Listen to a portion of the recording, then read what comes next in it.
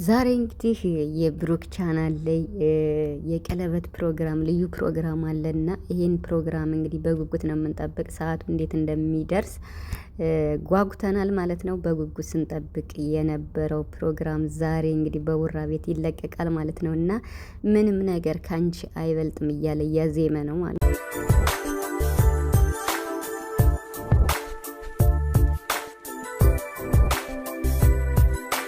ብሩክ እንግዲህ ዛሬ ባልተጠበቀ በአዲስ ነገር መጥቷል። በሁለት የተለያየ ርዕሰ ጉዳይ ስላችሁ በተለያየ ሙዚቃ ነው የመጣውና እየዘፈነ ማለት ነውና የፍቅር ሙዚቃ እያዘመ መጥቷል።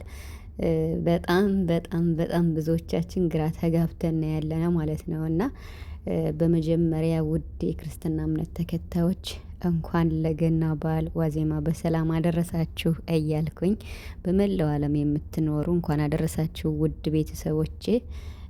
መልካም በዓል ይሁንላችሁ። በዓሉን የፍቅር የሰላም የአንድነት እያደርግልን። የሚገርመው ነገር እነ ሀይሚ ሁሌ በበዓል ሲመጣ ግጭት ላይ ነው የሚገጥማቸውና እኔ የምሬን ማለት ነው እያሰብኩት ነበር ከትናንት ጀምሮና ብቻ ገርሞኛል። ብሩክ እንግዲህ አዲስ አበባ ላይ እያለ የተናገረው ነገር የደረሰ ይመስለኛል ዛሬ። ያ ማለት በጣም ከባድ ነገር አለ አሁን ላይ ብዙ ዋጋ የሚያስከፍል መጨረሻው ግን በጣም የሚያምር ብሏል ማለት ነው። እንግዲህ እየሰራበት ያለበት እሱ ቦታ የሚያመላክተው የቀለበት ስነ ስርዓት ቦታ ነው የሚለውና እንደምታዩት ማለት ነው። እና ባለፈውም ሲናገር ከአንድ ወር በኋላ በጣም ልዩ ሰርፕራይዝ አለ ልዩ ነገር አለ ሲለን ነበረ። ግን ያ ከተናገረው ጋር የዛሬው ስለ ቀለበት የሚለው ነገር እኔ እንጃ የሚገናኝ አይመስለኝም። ቤተሰብ ማለቴ አሁን ላይ ሀይሚና ብሩክ ያሉበት መች ተቋጭ ነገሩ እኮ ገና አልተቋጨም። ችግሩ አልተፈታም።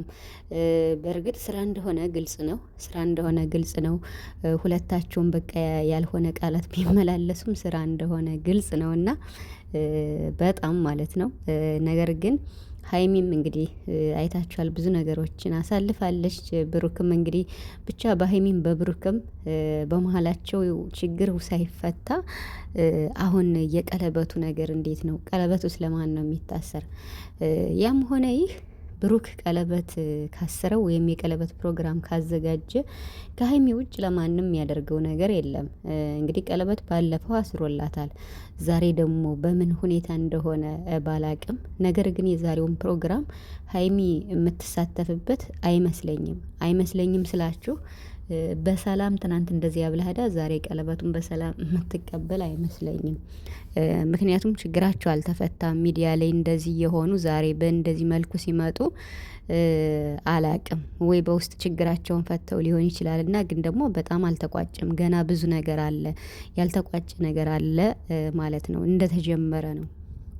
ስለዚህ እንግዲህ ብሩክ በጣም እየቀወጠው እየሳቀ ምንም እቃ የጠፋበት አይመስልም። እንኳን ከሀይሚ ጋር የተጨቃጨቁ የተጣሉ የተጋጩ ሊመስል እንደው 0.5 ሳንቲም የጠፋው አይመስልም እና እየሳቀ እየቀወጠው መጥቷል።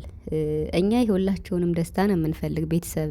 ይሄ ሁሉ እነሱን የሚወዳቸው የኦዲየንስ ቤተሰብ እየተጨነቀ እያሰበ እያለ እንግዲህ ስራ እንኳን ቢሆን እስከ ዛሬ ስናደርግ የነበረው ስራ ነው። እንዲህ ብለው እንኳን ቢናገሩ መናገር አለባቸው ብዬ አስባለሁ። ምክንያቱም በትክክለኛ ለሚወዳቸው ኦዲየንስ እንዳያጡ ማለት ነው። ይሄ እውነቴን ነው። ቪዲዮአቸውን የሚከታተላቸው ሰው በጣም የሚወዳቸው ስላለ ነው እዚህ ጋርም የደረሱት። ከነሱም ትዕግስት ከነሱም ስራም በላይ ዋኖቹ የስኬቱ ባለቤት እነሱ ቢሆንም ግን ደግሞ ምርጥ ኦዲየንስ ምርጥ ተከታይ ያላቸው ለእነሱም ደግሞ ክብር ያስፈልጋል ብዬ አስባለሁ። በጣም የሚጨነቁ አሉ እውነት ለመናገር ማለት ነው እና ሁላችንም ማለት ነው።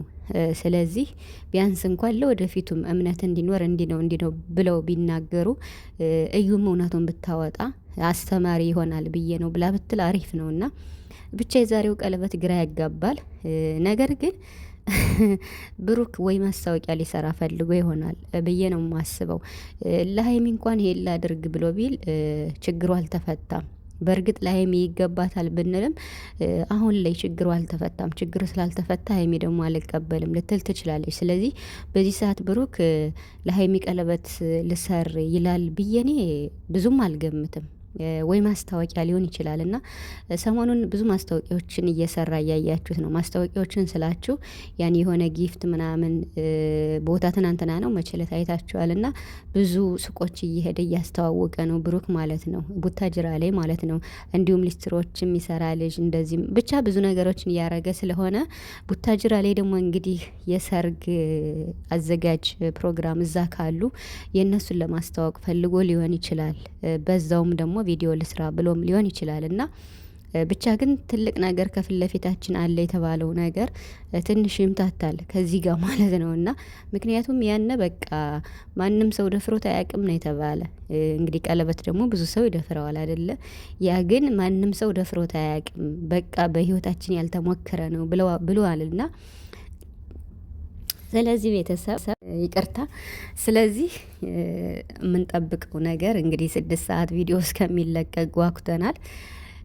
ብቻ እንግዲህ ብሩክ አያደርገውም እያልን ስንል ከርመናል። ብሩክ ደግሞ ይሄን ነገር ምንም ከእንደዚህ አይነት ወገን ሆኖ አዎ ትክክል ናችሁ ውድ ቤተሰቦች፣ እኔ እንደዚህ አይነት ልጅ አይደለሁም አላደርገውም ብሎ ቢነግርና ቤተሰብም ሆዱ ቢሽር ለሀይም እውነቱን ቢነግራት እሷን በንጹህ ልቧ እንደ በፊቱ አብራ ብትከተል አብረው ብትሆን ደስ ይለኛል ብዬ አስባለሁ።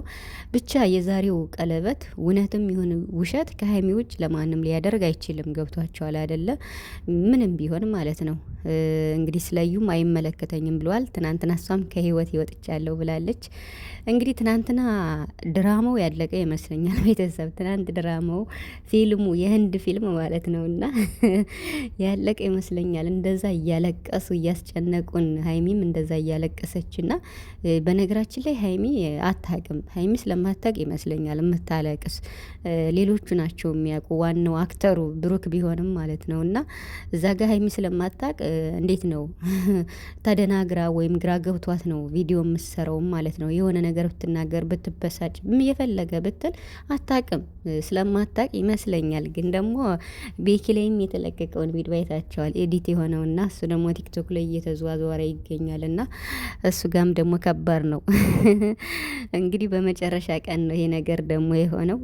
ብቻ እኛ የምንፈልገው የእናንተን ሰላም የእናንተን ፍቅር አብራችሁ እንድትሆኑ እንዳትለያዩ ነው ምኞታችን፣ እኛ ውድ የጨረቃ ፋሚሊዎች ማለት ነው። እና ስለዚህ እንግዲህ የዛሬውን ፕሮግራም በጉጉት ነው የምንጠብቀው። ቡራችን ደግሞ የተፈጠሩትን ነገሮች አንድ ባንድ አንተ ንጹህ እንደሆንክ ህዝቡ ቢያቅም በአንተ አፍ ደግሞ እንዴት ነው ነጻነት ግን ብታውጅ ደስ ይለኛል ብዬ አስባለሁ። እንግዲህ መልካም በዓል ቤተሰብ።